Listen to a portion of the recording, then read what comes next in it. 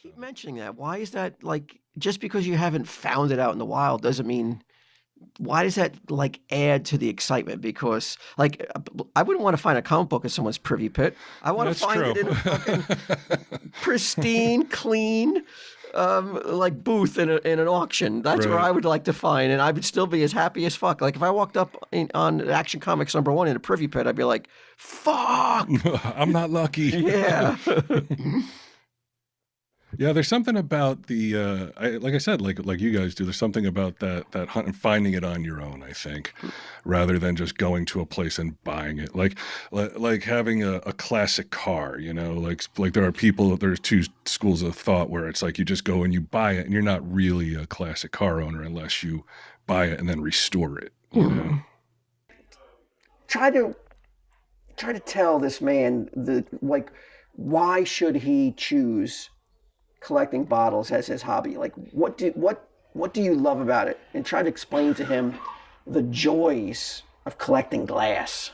I really love just getting out and actually getting in the outdoors and finding these areas and actually being able to uncover, like, for instance, if you uncover a pit in a backyard that you get permission for to dig, I found, pretty much a story in one pit. There's, somebody, it looked like somebody just took their kitchen one day and just dumped it all down in the hole. There was all kinds of stuff. There was plates, broken china, all kinds of pocket watches, gold rings. So, like on average, how often do you bury stuff in your backyard wall?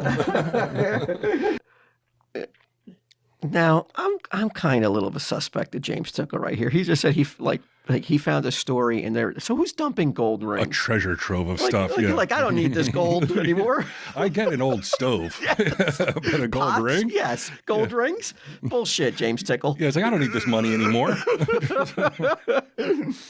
It's Well, such a weird thing. Well, I guess this was in the era before there was garbage collection, right? Yeah, yep. Garbage disposal. There was maybe a wood wagon, horse-drawn wagon coming around collecting your trash bins, but you would find anywhere that you could to get rid of your misused stuff, any ash or anything like that. Do you find that you like to do it solo, or do you have a partner? That Oh no, I always try to have a digging buddy. I seen my friend. I bought my friend here. He's been with me countless times where he has always got my back.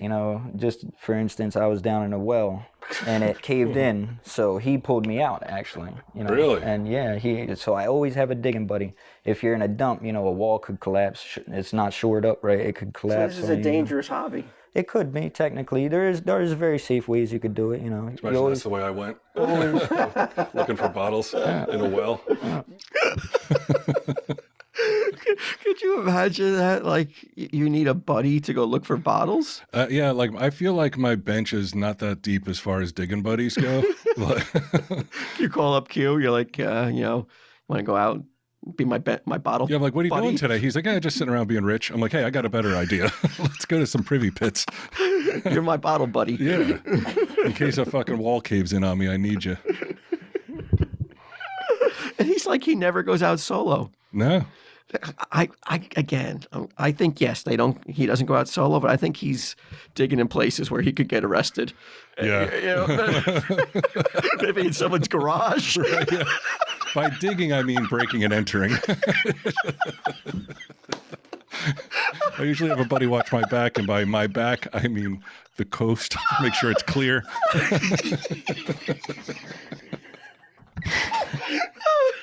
Poor James Tickle.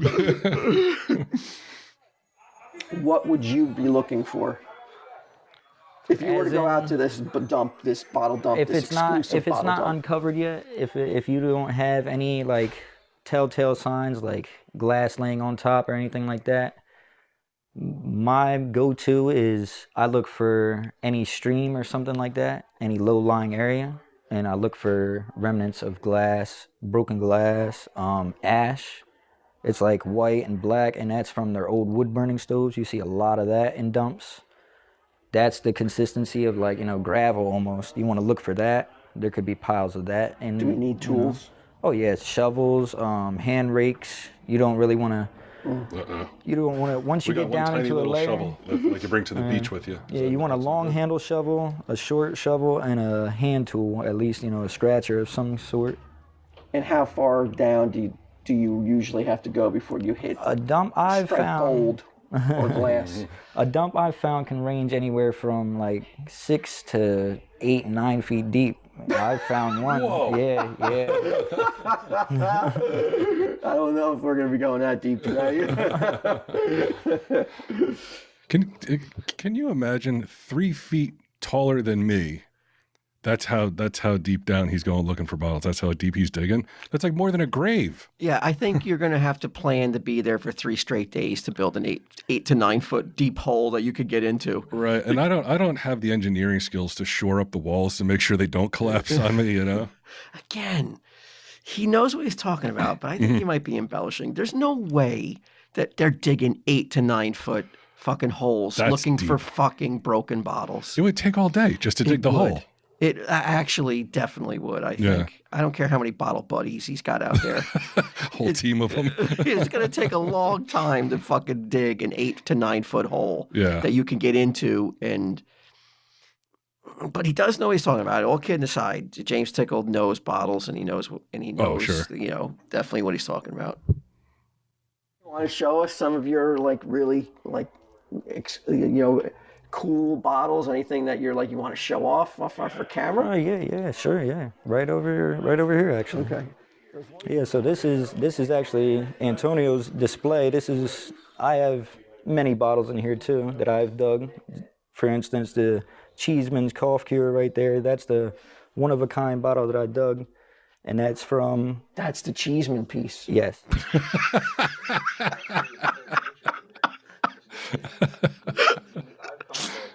As if I've heard of it before. Right. Like it's the Hope Diamond. That's the Cheeseman piece. Yes. Yep.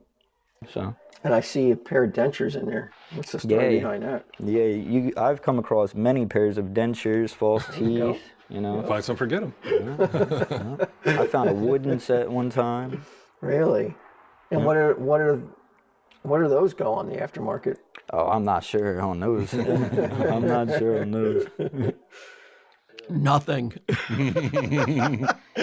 So is there like any famous bottle collectors? Anybody that you look up to, like the GOAT of bottle collecting? Oh yes. Though, for instance, the person that owns this display, Antonio Zucchini, I look up to him in many instances because he's got one of the biggest Burlington collections that I know. Okay, we got a James Tickle, we got an Antonio Zucchini. Is anybody giving us their real names at I this don't think point? so. No. I think these are like bottle names, like their handles, you know? This is so that in case anybody walks in and is like, hey, all this shit you stole out of my garage. Right. Not me, Antonio Zucchini. What are you talking about, huh? What is with the names? There's no way that's a real name, right? I mean, James Tickle is one thing, but Antonio Zucchini is like, that's like in a cartoon. So I look up to him. This is only a small portion of his collection, so I strive to have a collection like this one day and be able to call it mine fully. But there is definitely an elite club to it. You know, there is. You know, I'm on the That's where I got to moderate level, and then there's the big dogs. You know, so to say. You know. That's what you always do, though. You immediately go like, you're like, I've never done this before. I want to be an elite. I want to join the elite club within an hour. Yes. You got to go slow, baby steps. I got to find the dump first. There you Before I go. can start joining the elite club, you're right. There you go. Yeah. It's so true. Right? It's so true. I don't want to go in and like learn my scales on a guitar. I want to go in there and be Yngwie Malmsteen. Mm-hmm. I want to be Antonio Zucchini. Right? Yeah. And you're no Antonio Zucchini. No, I know. Nobody is. I know. Not even James Tickle. Not even James Tickle. He's like, I look up to this. I'm like, fuck, you think you're an Antonio, you think you have the same stuff as an Antonio Zucchini. You're out of your mind. All right, well, thanks, James. We appreciate it. Yes, sir. Yes, Yes, sir. I thank learned you. a little bit Thank more you about very much. bottles than I knew coming in. Yes, sir. Yes, sir. Anytime. We might be back. Yeah, you're welcome. Or we anytime. might get trapped in a well and you'll never hear from us again. So after we left James Tickle, we decided we would pick up Git'em. And, you know, thankfully he didn't need to hood us or put us under, to show us the location of the Yeah. bottle dump. He was kind enough to not, we swore blood oath to never reveal its location, but Yeah, he took us out there. He wasn't as strict as, say, a cartel would be, like bringing us to the location, but But now that we know, we could spread it around if we wanted to. We could let other people know. I mean, I don't know what I don't know who I tell. benefit that would be, but we were kind of threw it out there to James, like if we come back with something, would he be willing to buy it? And he did not seem that interested. I think they have enough bottles at whatever the location is. Yeah, he goes, do you see all these bottles that we're not selling over here? I don't want to add one more to it. That's okay. If you find gold rings, yeah, bring them on in. But bottles, I got enough.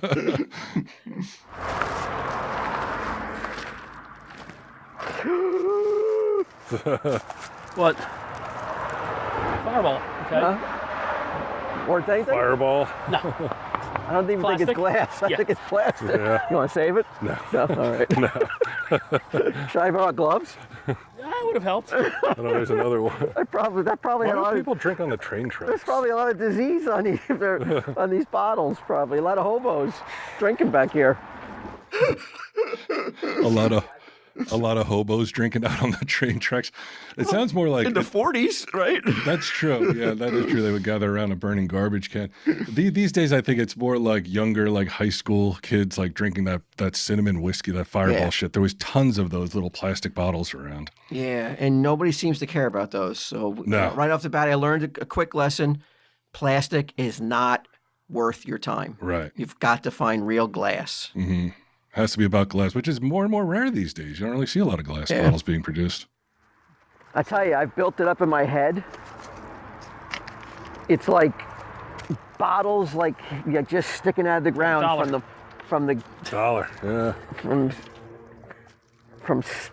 all across of a field. Like you can't see them for miles. Just little bottles, just like hanging out about like this. It's like somebody planted seeds for them. Yeah, you could just pluck them right out, like, Right. like carrots. What is this spike for? Oh, you said you saw one at the other place and they were selling for $1. So Yeah. Really? This is a $1 spike? could be. I'm gonna hold on to it. If I see Donnie, Right in the neck. You have my countenance. How is this for a cast off? Honestly, I never found one. He would tell me like I find them all the time. that's some rough fucking footing there, Rupp. I don't want you to fall down.